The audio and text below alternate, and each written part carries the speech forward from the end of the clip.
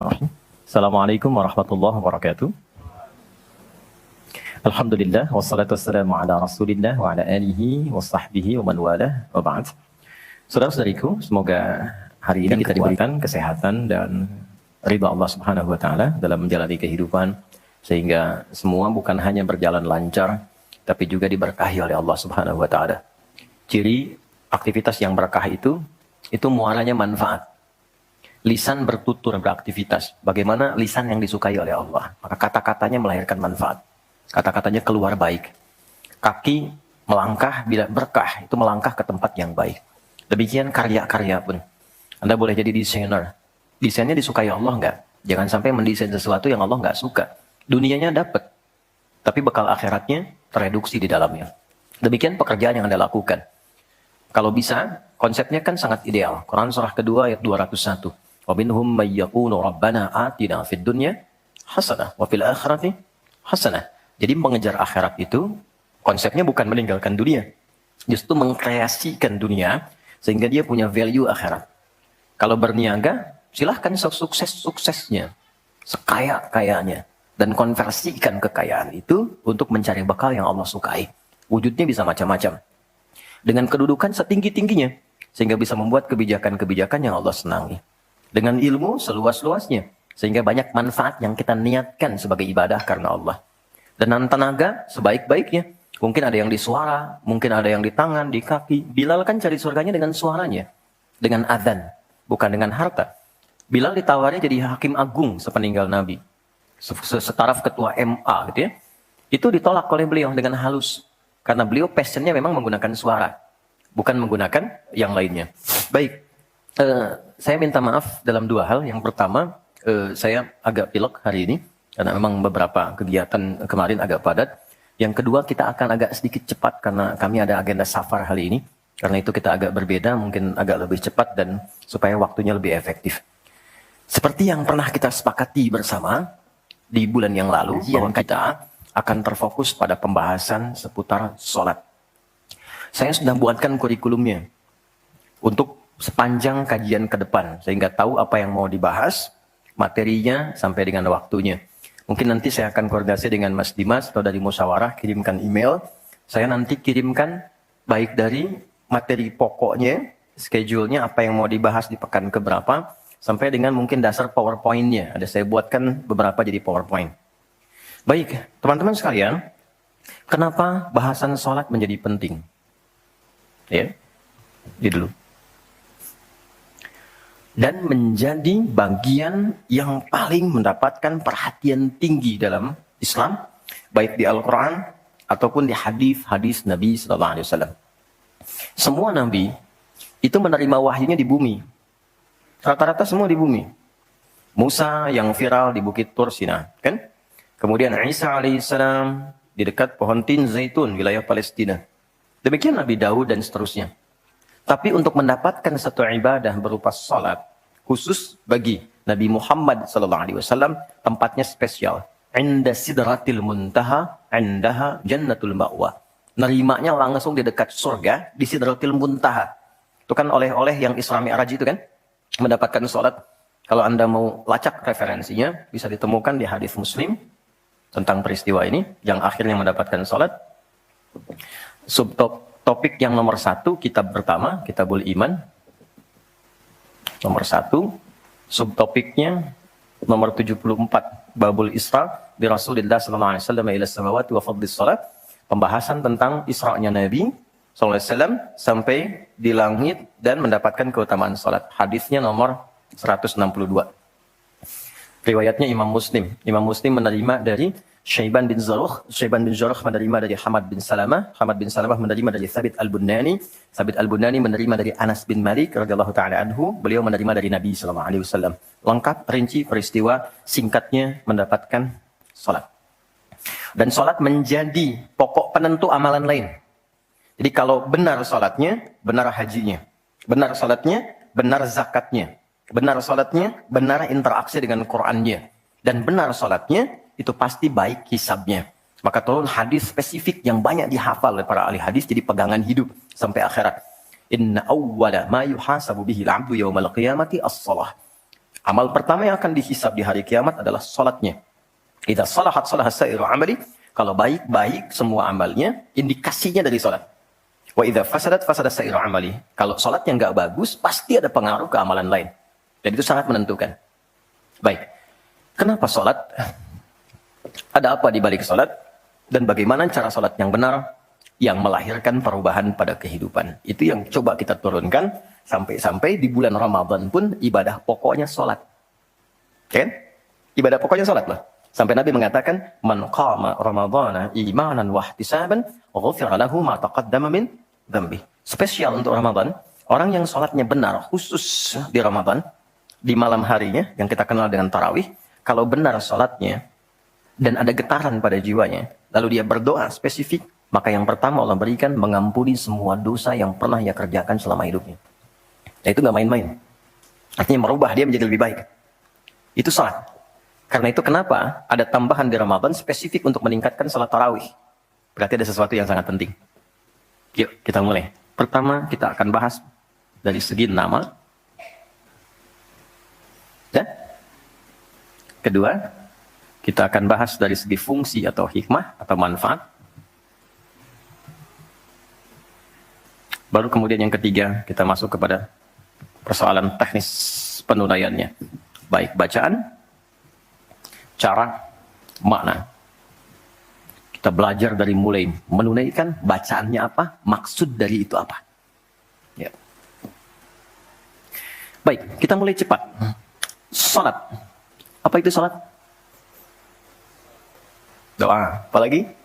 Kenapa doa disebut salat? Kenapa nggak disebut doa aja? Apa itu salat? Doa. Apa itu doa? Salat. Oke, yuk kita urutkan dari segi katanya dulu. As-salah, kurang lebih begini. Nanti ada versinya, ada yang pakai waw, itu ujungnya nanti kembali ke alif. Ini ya. Teman-teman, salat itu seakar dengan kata silah. Silatun. Seakar verbnya, kata kerjanya dengan kata wassalah. Usul. Silah dalam bahasa Arab artinya sesuatu yang terhubung kuat. Sehingga dengan erat dan kuatnya ini sulit dilepaskan. Pernah dengar silaturahmi? Ya kan? Kenapa disebut dengan silaturahmi? Karena ada hubungan perhatian kasih yang dalam. Sehingga dimanapun dia masih tersambung untuk memperhatikan. Jadi silaturahmi itu bukan begini. Bukan Anda kumpul, menyapa di teman yang hadir. Itu bukan silaturahim. Anda menyapa orangnya ada, wajar, orangnya masih ada. Tapi ketika Anda pulang, Anda mendoakan. Dan support pada kebaikan, itulah silah namanya. Nah, hubungan yang melatih kita, supaya terus terhubung dengan Allah.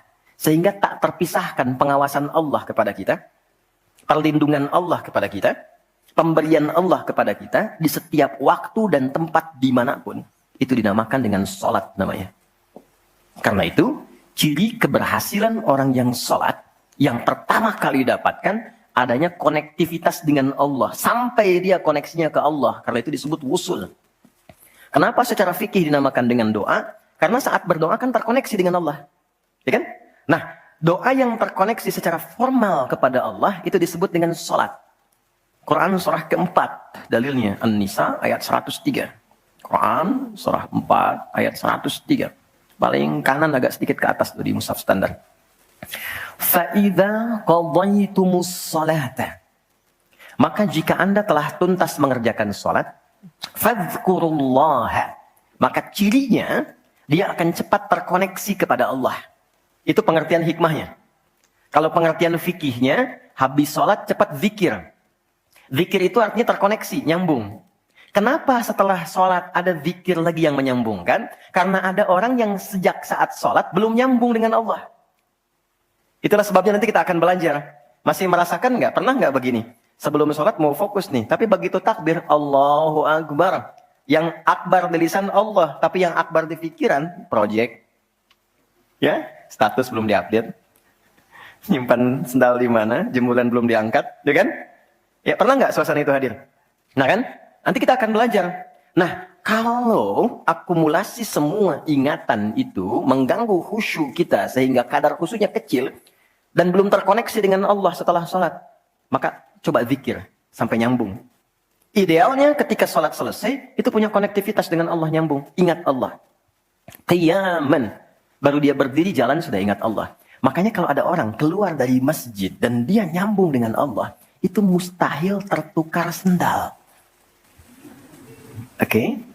Karena saat dia pakai, dia merasa diawasi Allah. Ya Allah, salah. Bukan punya saya. Yang saya yang itu rupanya dia pakai. Padahal dia ke masjid nggak pakai sendal. Ini memang ada yang salah dengan sholatnya. Oke? Balik ke sini. Maka kalau dia berjalan, jalannya baik. Kalau dia duduk, bekerjanya baik. Gak mungkin maksiat. Gak mungkin menyentuh yang salah. Karena saat dia menyentuh, dia merasa dilihat Allah. Itu yang disebut dengan ihsan namanya. Di orang yang punya koneksi dengan Allahnya kuat, itu akan mudah menjalani kehidupan. Anda punya koneksi dengan teman-teman yang punya kedudukan tertentu. Aksesnya mudah kan? Anda punya koneksi dengan Allah. Apa yang sulit bagi Allah? Masalah dikecilin. Bukan gak dapat masalah. Masalahnya sama. Bagi orang lain besar. Bagi si fulan kok ringan. Karena sebelum mendapatinya, akses dia ke Allah tinggi. Allah ringankan untuk diterima di hatinya. Dilapangkan hatinya sebelum menerima persoalannya. Jadi ketika menerima persoalan, dia tinggal senyum aja. Selesai. Macet, yang lain gelisah. Alhamdulillah macet. Bisa hafalan dulu. Bisa baca dulu. Bisa mengerjakan yang lain dulu. Ini semua dibaca dengan nyaman karena konektivitas yang tinggi dengan Tuhan. Jadi ternyata ketika diminta menunaikan ibadah salat, ada hal yang sangat besar yang Allah ingin berikan kepada kita semua. Saya ingin tanya teman-teman, berapa waktu yang Allah mintakan kepada kita untuk menunaikan salat? Berapa? Tiap hari kita kerjakan. 5 kan? 5 kan? Nomor koneksi dengan Allah. Masih ingat nomornya? 24434 klik. Naik. 2 subuh, 4 duhur, 4 asar, 3 maghrib, 4 isya kan? Ayo bikin status. Ya kan? 5 waktu kan? 5 waktu kan? Kenapa 5 waktu? Salah satunya, karena di dalam Quran diisyaratkan orang yang benar salatnya, sesuai dengan yang diajarkan Nabi, sesuai yang diisyaratkan Quran, akan mendapatkan 5 kemuliaan dalam hidupnya yang tidak didapatkan oleh orang yang tidak sholat. 5 ini. Itu yang coba kita akan keluarkan. Itulah sebabnya kenapa sholat sangat ditekankan, kenapa sholat diwajibkan. Karena Allah mewajibkan kita mendapatkan semua kebahagiaan dan kesuksesan yang kita ingin raih dalam kehidupan. 5 ini. Yuk kita mulai. 1. Izinkan saya memulai dari sini supaya kita punya motivasi untuk menunaikan sholat. Jadi kalau nggak tahu yang 5 ini, cara pandangnya kepada sholat jadi beban. Baru dia sujud, dasar lagi. Baru maghrib, udah isya lagi. Ya kan? Nah, ayo isya. Tadi kan udah mau maghrib. Kan? Pernah merasakan itu? Karena cara pandangnya menilai sholat sebagai beban. Padahal ketika Allah wajibkan, itu cara mewajibkannya bukan sebagai beban. Sebagai motivasi yang mengantarkan pada keindahan. 1, kita cepat. Quran surah ke-20 di ayat yang ke-14. Tafsirnya Quran surah 13 ayat 28. Satu paket. Kita pakai Quran hadis aja ya, biar nggak bisa didebat. Oke, Quran surah ke-20 ayat 14.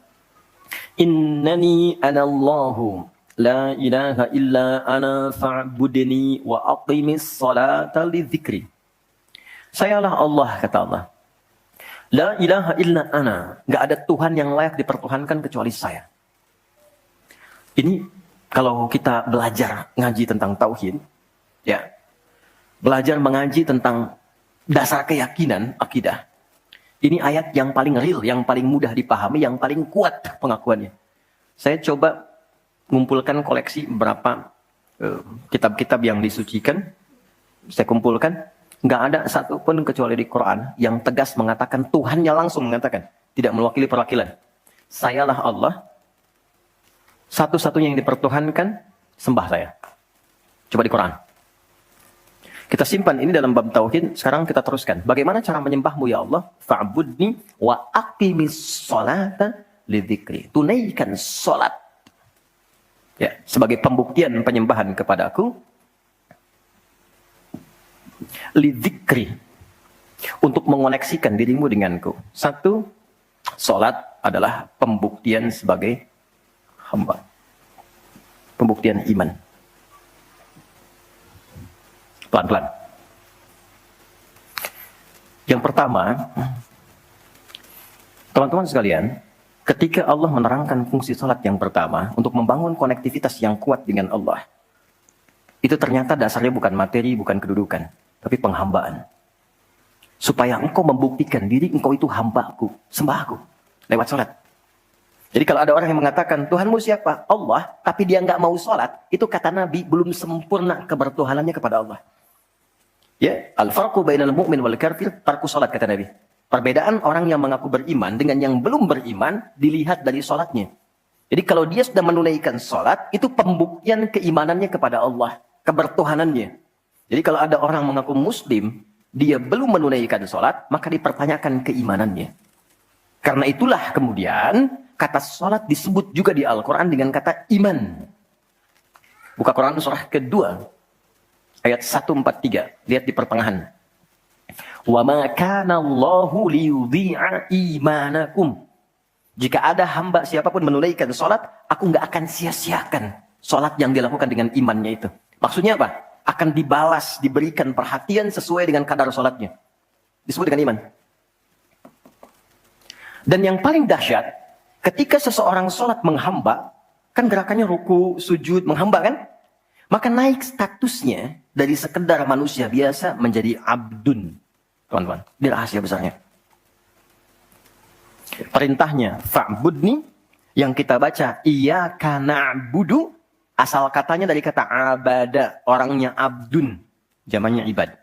Dan tidak pernah disebutkan dalam Quran kata abdun kecuali untuk mengangkat derajat hamba di hadapan Allah. Contoh, Nabi Muhammad ketika peristiwa Isra dan Mi'raj dipanggilnya dengan nama apa? Quran surah 17 ayat 1. Subhanalladzi asra bi'abdihi. Tidak disebut Nabi, tidak disebut Rasul, tapi abdun. Nabi Sulaiman ketika diberikan kekuasaan besar, punya kedudukan yang hebat, sampai menundukkan awan.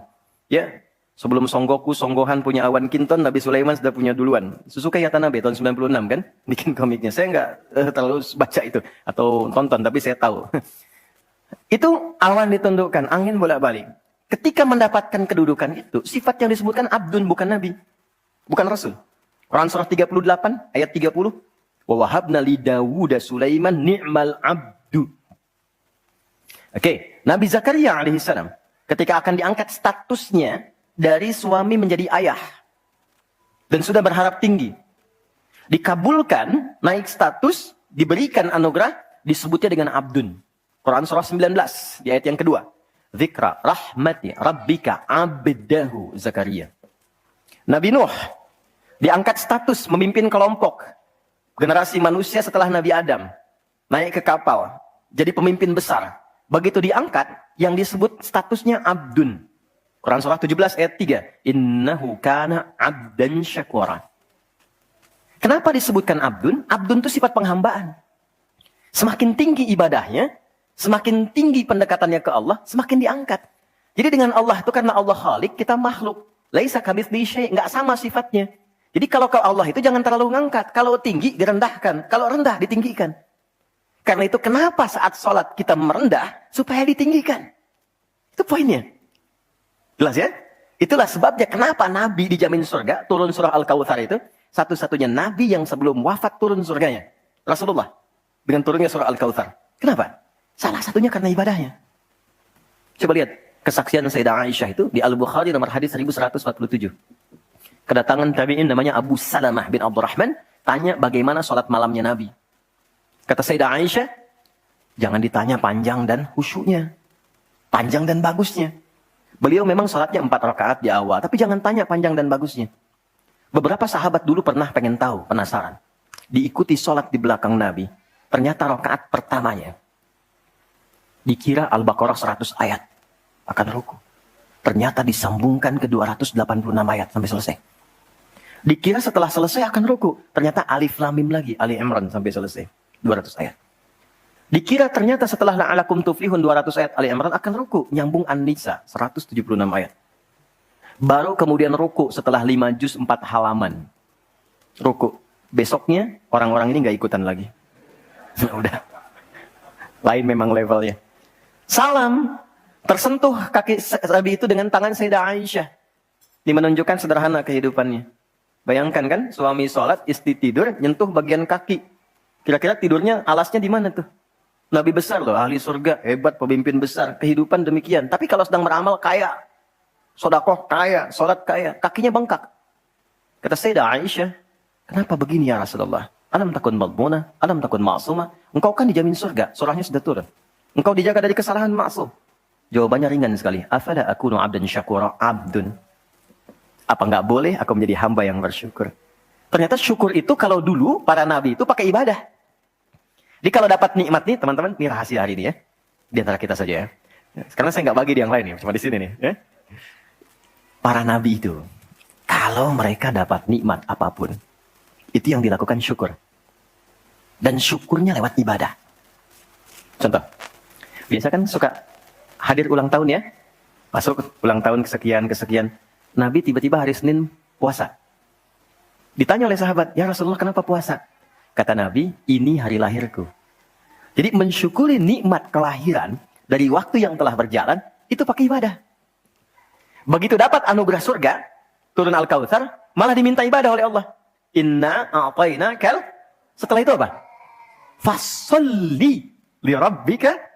Tingkatkan sholat, tambahkan amal lewat harta. Jadi jaminan surga itu bukan menghentikan amal soleh. Anda sukses dengan pekerjaan, bukan berarti menjadikan hubungan Anda terputus dengan Allah. Yang paling aneh kan, Allah udah ngasih rezeki banyak, kok dipakai maksiat hasilnya? Allah kasih Anda minta, Allah kasih. Tapi begitu dikasih, kenapa dipakai untuk mabuk? Kenapa dipakai untuk maksiat? Kenapa dipakai untuk membeli sesuatu yang Allah nggak sukai? Kan ada perjuangan mendapatkan itu. Makanya dibalik caranya. Ketika Anda menghamba, menunduk, Allah mengangkat. Tapi kalau Anda mengangkat, Allah turunkan serendah-rendahnya. Ini rumus pertama. Jadi ternyata ketika kita diminta menghamba dalam sholat, itu adalah jembatan pertama bagi Allah untuk mengangkat kita dengan derajat tertinggi. Paham? Oke, satu. Jadi kalau ke anak-anak begini kalau tanya, Mah kenapa sih harus sholat? Supaya kamu jadi hebat. Gitu. Kok bisa? Lihat Umar. Sebelum sholat. Orang biasa. Kerjanya begini. Cuman jalan-jalan. Mabuk dan sebagainya. Tapi setelah sholat. Dia jadi pemimpin yang sangat hebat. Dia hafal sekian bahasa. Dia dirikan sekolah-sekolah. Pemikirannya hebat. Tangguh orangnya. Di mana-mana dikagumi. Itu. Kalau ada karyawan Anda bertanya. Kenapa Pak harus sholat? Supaya kita makin sukses proyeknya. Makin banyak omsetnya. Coba lihat Abdurrahman bin Auf. Bukankah sebelum dia sholat dia kaya tapi biasa, malah hilang kekayaannya. Tapi setelah dia sholat dan dia praktekkan makna-makna dalam sholat, meningkat level kekayaannya sampai yang ketiga tertinggi. Dari kaya banget, kebangetan kayanya. Tuh, tapaknya terbuat dari emas kan? Abdurrahman bin Auf. Itu setelah sholat. Itu viral sekali kisahnya. Ya? Ya, jadi ini bagian pertama. Jadi ketika ada panggilan, hayya 'alas shalah. Atau sejak Allahu Akbar, rasakan panggilan itu ingin mengangkat derajat kita. Jadi kalau panggilan sholat itu dipahami sebagai hanya tuntutan ibadah, nanti jadi beban. Allahu Akbar, si ngantuk ya Allah. Tapi ketika Anda sudah merencanakan, kan malamnya kita bikin kurikulum, kan kegiatan kita tuh nyambung. Malamnya istighfar, menyiapkan kurikulum untuk besok. Istighfar itu mengoreksi yang belum bagus apa hari sebelumnya. Katanya pengen ke surga, surganya Firdaus, tapi sholatnya masih bolong-bolong. Baca Quran belum maksimal, sedekah belum ada. Kita koreksi besok rencanakan. Saya pengen sholat di tempat ini. Besoknya saya akan misalnya mengerjakan ini, capaiannya ini. Bikin kurikulum A sampai Z. Begitu kita bangun tidur, dipanggil. Allahu Akbar, Allahu Akbar. Yang kita siapkan itu tadi, rencana. Dibawa menghadap Allah, minta kemudahan. Minta perlindungan, minta pengangkatan. Makanya kenapa sholatnya disebut subuh dari kata asbah. Sesuatu yang sudah siap dengan rencana. Wasubhi idza tanaffas. Quran surah 81 ayat 18. Di orang Islam itu bangun dari tidur, dia sudah punya rencana yang mau dia siapkan ke depan apa. Jadi nggak ada ceritanya ke depan bingung. Jam 7 mau kerjakan apa, 9 ada di mana. Rencana itu dibawa menghadap Allah. Dalam sholatlah kita mintakan kemudahan. Itulah pengantar, pengangkat derajat. Jadi ketika azan berbunyi kalimatnya Allahu Akbar, Allahu Akbar. Ini peluang saya. Jelas? Halo, jelas? Alhamdulillah. 2. Masih di sini. 2.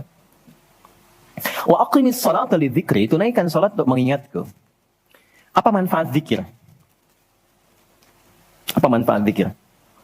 Kembali ke Quran surah 13 ayat 28. Ala bidzikrillahi tatmainnul qulub. Yakin, ala itu harful ikhbar wa taukid. Huruf yang berfungsi menginformasikan dan menegaskan. Kata Allah, yakinkan pada jiwamu.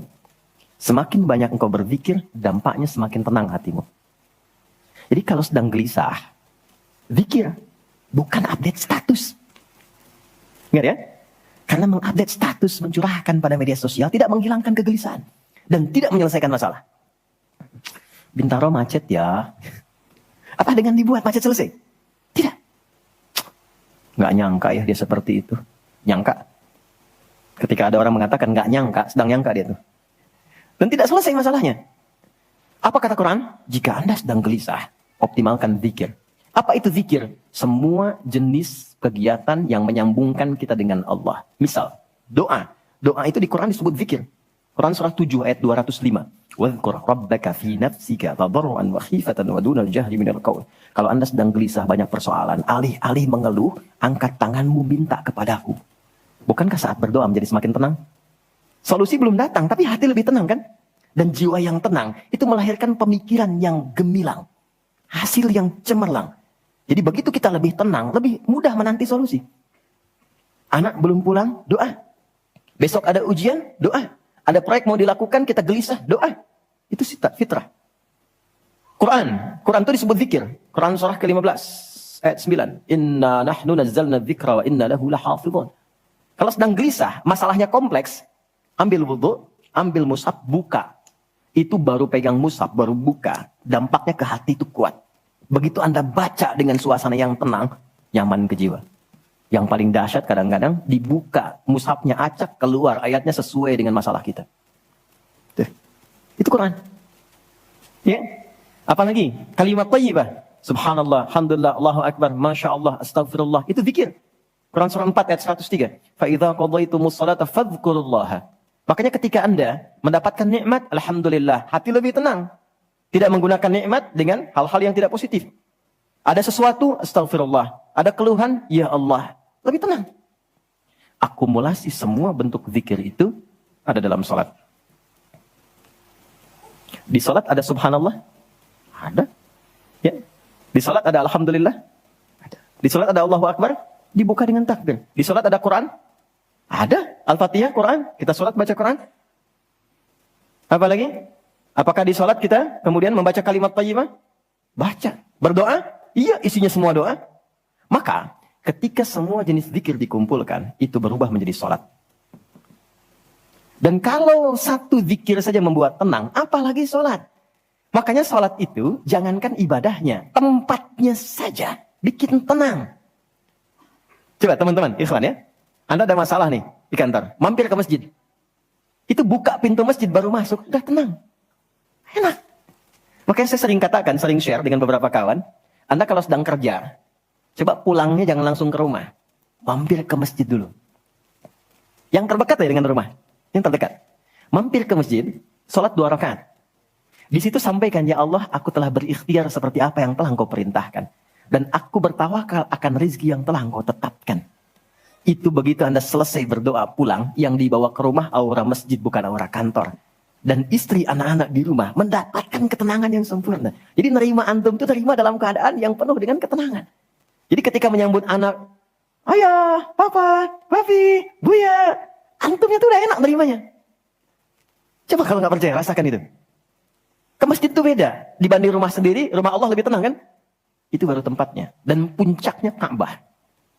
Yang menjadi kiblat. Itu ada di Quran, surah kedua, ayat 125. Wa idh ja'alnal baita mathabatan linnasi wa amna. Dan pelajari, pahami, renungi. Ketika aku tetapkan dengan keagunganku, Ka'bah pusat ibadah yang menenangkan. Sebanyak apapun Anda punya kesulitan, depan Ka'bah itu ngalir air mata, tenang aja. Gitu. Pancarannya masjid. Ya. Masya Allah ya. Nah, amalannya sholat. Jadi ambil suasana itu, bawa ke dalam diri kita untuk menghasilkan apa yang kita harapkan. Yang kedua, intinya kalau sedang tidak tenang, gelisah, ada persoalan, atau bahkan ya, untuk menentukan satu urusan. Kalau Anda bingung, merasa ada saingan yang tidak sehat, merasa ada orang-orang yang mungkin mengganggu, lakukan sholat sebelum berangkat. Tahu Imam Al-Bukhari ya? Beliau menulis Sahih Al-Bukhari kan? Itu sebelum menulis setiap satu hadis, sholat 2 rakaat. Kalau tenang, baru dituliskan. Tidak tenang, beliau sholat kembali. Ditulis di Masjidil Haram, diselesaikan di Masjid Nabawi. Itulah sholat. Makanya semua nabi yang pernah bertugas di bumi, itu sholat. Dan kita yang paling sempurna caranya. Nabi Isa, Yesus, sholat. Quran surah 19, ayat 31. Sampai 33-nya. Wa ausani bis shalah. Allah mewasiatkan padaku untuk sholat. Nabi Zakaria, sholat. Quran surah ketiga, ayat 39. Fanadatul malaikatu wa huwa qa'imun yusalli fil mihrab. Sholat. Nabi Ismail, kakek Nabi ke-29, bahkan meminta keluarganya disiplin sholat. Quran surah 19, Maryam, ayat 55. Wa kana ya'muru ahlahu bis shalah. Jadi kalau kita urutkan dari awal sampai ke Nabi Muhammad SAW, atau kita tarik mundur dari Nabi Muhammad ke Nabi Adam AS, tidak ada satupun Nabi yang bertugas di bumi kecuali mereka sholat. Muhammad SAW bin Abdullah, bin Abdul Muttalib, bin Hashim, bin Abdul Manaf, bin Qusay, bin Murrah, bin Kilab, bin Ka'ab, bin Ghalib, bin Fihir, bin Malik, bin Nadar, bin Kinana, bin Khuzaimah, bin Mudrika, bin Ilyas, bin Nizar, bin Mudar, bin Ma'ad, bin Adnan, bin Adi, bin Adri, bin Muqawwam, bin Nahur, bin Ya'rub, bin Yasjub, bin Ismail AS, bin Nabit, bin Ismail AS, bin Ibrahim AS, bin Adar, bin Nahur, bin Abir, bin Kinan, bin Arfakhshad, bin Sam, bin Nuh AS, bin Bihlail, bin Matusyara, bin Kinan, bin Anwas, bin Tif, bin Adam AS. Semua tersambung. Saya ulangi. Semua sholat. Oke? 3. Quran surah 29 ayat 45. Salat bila dikerjakan dengan benar akan merubah pelakunya menjadi lebih baik. Secara singkatnya, salat mendidik kita menjadi pribadi yang baik.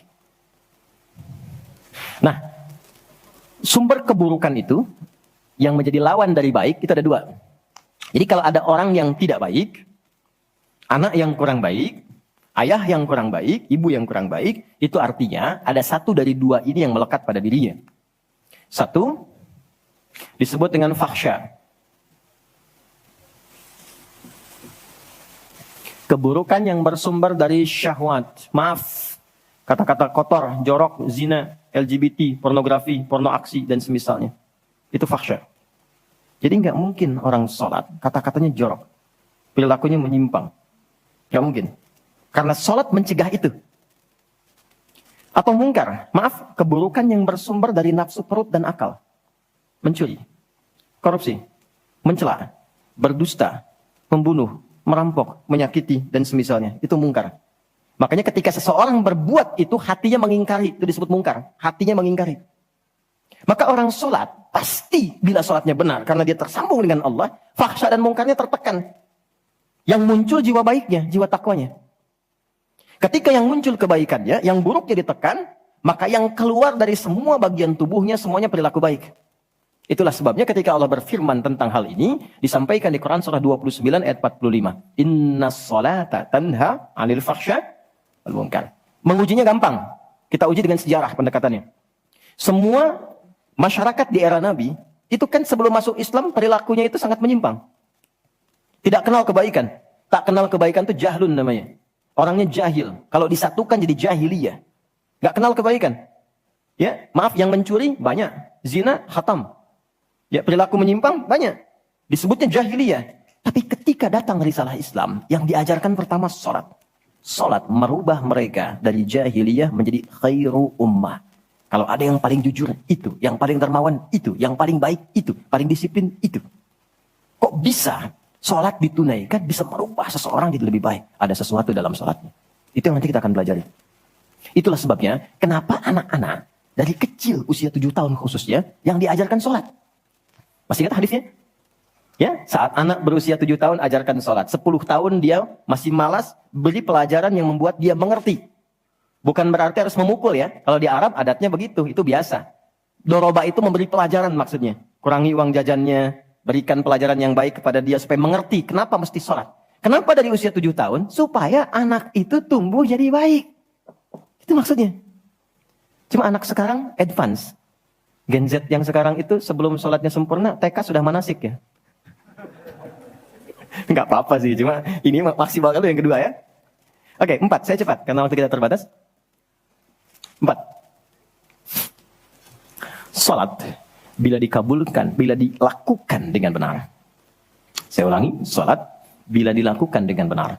Sesuai isyarat petunjuk Al-Quran dan contoh yang disampaikan Nabi, maka bisa mempercepat terkabulnya doa. Oke? Mempercepat terkabulnya doa. Itulah kenapa secara bahasa sholat disebut doa. Kalau benar mengoneksikan diri kita dengan Allah sang pengabul doa, koneksinya cepat, sinyalnya kuat, itu nggak ada sekat, menggoncang aras, langsung dikabulkan. Dan nggak ada jeda. Oke, Quran langsung, surah ketiga, ayat 38 sampai 39. Surah 3 Ali Imran, ayat 38 sampai 39. Kita belajar dari kisahnya Nabi Zakaria alaihi salam.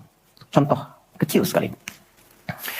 Secara singkat sudah berumah tangga, sudah sekian lama, rambut sudah memutih, fisiknya sudah letih, itu dilukiskan di surah Maryam nanti, ayat 1 sampai 9 kita dapati. Istri divonis secara medis, nggak mungkin punya keturunan. Secara medis loh, sudah menofus dan maaf, mandul. Secara medis nggak mungkin, secara klinis nggak mungkin. Tapi ini yang paling hebat. Jika manusia, catat ini baik-baik ya, jika manusia sudah menyimpulkan nggak bisa, itu tanda langsung dari Allah supaya menengadahkan permohonan langsung kepada Allah tanpa campur tangan makhluk. Karena Allah ingin mengabulkan apa yang Anda minta secara langsung, bukan lewat campur tangan makhluk. Baca itu. Dan pahami untuk tidak putus ikhtiar. Jadi kalau rahmat Allah itu jangan dibawa dengan putus asa. La taqnatu min rahmatillah. Jangan pernah putus asa. Jadi jangan ada bahasa begini, ya nggak mungkin, ya nggak bisa. Jangan diambil. Begitu orang mengatakan nggak mungkin, itu tanda dari Allah. Allah ingin memberikan langsung tanpa campur tangan manusia. Maka apa yang dilakukan Nabi Zakaria? Beliau kemudian sholat di mihrabnya Maryam. Ini saya sedikit bahas tentang mihrab, sedikit saja. Quran surah 3 dulu, di ayat 37. Di paling kiri sebelah bawah, pojok di mushaf standar.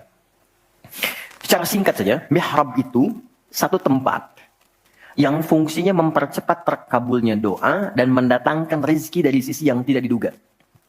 Awas, kita bicara keimanan ya. Dan di situ dipertaruhkan. Mihrab ini tidak harus lebar dan luas. Sehamparan sejadah nggak ada masalah. Yang penting kita gunakan untuk ibadah saja. Di luar ibadah keluar. Itulah kenapa tempat imam disebut mihrab. Kenapa? Karena imam mewakili makmum untuk memohon kepada Allah dalam sholat berdoa. Makanya kualifikasi imam mesti khusus. Bukan imam biasa. Baik. Kemudian, tidak harus di masjid, di rumah boleh dibikin. Maryam pernah dibuatkan mihrab. Saat beliau mengkhususkan diri ibadah, di situ apa yang terjadi? Fataqabbalaha rabbuha biqabulin hasanin wa ambataha nabatan hasanan wa kaffalaha Zakaria. Kullama dakhala 'alayha Zakaria al-mihrab wajada 'indaha rizqa. Qala ya Maryam anna laki hadha? Qalat huwa min 'indillah. Inna Allah yarzuqu man yasha' bighairi hisab. Ini poinnya. Setiap Nabi Zakaria mengantarkan kebutuhan Maryam, pakaiannya, makanannya, kebutuhannya, itu sudah ada. Dan ingat, status Nabi Zakaria itu Nabi loh. Beliau tahu itu pasti dari Allah. Tapi ingin dikonfirmasi apakah pendidikan beliau selama ini sudah meresap pada jiwanya atau belum. Ditanya, Maryam dari mana semua ini? Maka beliau jawab, Maryam jawab, huwa min indillah. Paman, ini semua dari Allah. Oke? Okay? Allah memberikan apapun yang ia kehendaki tanpa batas pada siapa yang diingini.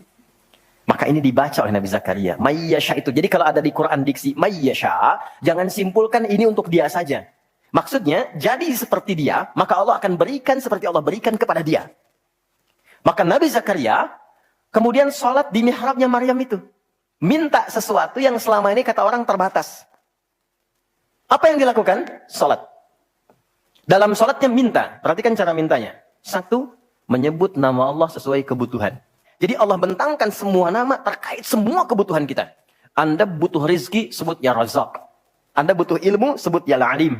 Ya kan? Anda butuh ketahanan mental diri, sebut ya Sabar. Itu 99 tersebar. Itu rumusnya di Quran surah ke-17 ayat 110. Quran surah 17 Al-Isra ayat 110. Qul id'ullaha aw id'ur rahman Ayyamma tad'u falahul asma'ul husna. Kalau Anda punya persoalan, segera curhatkan kepada Allah, minta, berdoa. Sebut ya Allah yang standar, atau ya Rahman naik sedikit, atau pilih nama yang sesuai kebutuhan kita. Jadi nggak harus semua disebut, takutnya nggak butuh dikasih. Ya Allah ya Sabar, nggak pengen punya masalah, turun masalah kan? Nah, Nabi Zakaria divonis ada keterbatasan, nggak mungkin diberi. Maka beliau meminta dengan nama Allah yang memberi tanpa batas. Dalam bahasa Arab disebut dengan Wahhab, pemberi tanpa batas. Kalau dialihkan jadi bentuk permintaan, fi'lil amri lit talab. Bukan perintah di sini, tapi untuk meminta. Maka rubah kalimatnya jadi hab. Kalau untuk pribadi, habli. Untuk komunal banyakan, hablana. Karena ini kasusnya pribadi, maka di ayat 38 beliau meminta. Hunalika di mihrabnya Maryam. Da'a Zakaria Rabbah. Berdoalah Nabi Zakaria kepada Allah Rabbnya. Perhatikan. Qala Rabbi habli. Min ladunka dzurriyyatan thayyibah. Innaka sami'ud du'a. Ini fikih doa yang penting dipelajari. Ya Allah. Jadi kalau terjemah bebasnya begini. Mereka mengatakan, aku nggak mungkin punya keturunan. Maka aku memohon darimu saja yang tidak punya batas dalam pemberian. Mereka katakan aku nggak mungkin. Aku memohon kepadamu yang tidak punya batas dalam pemberian. Innaka sami'ud du'a. Sungguh engkau pasti mendengar doaku. Kalau kepada yang maha mendengar tidak terkabul juga, kepada siapa lagi aku mesti memohon?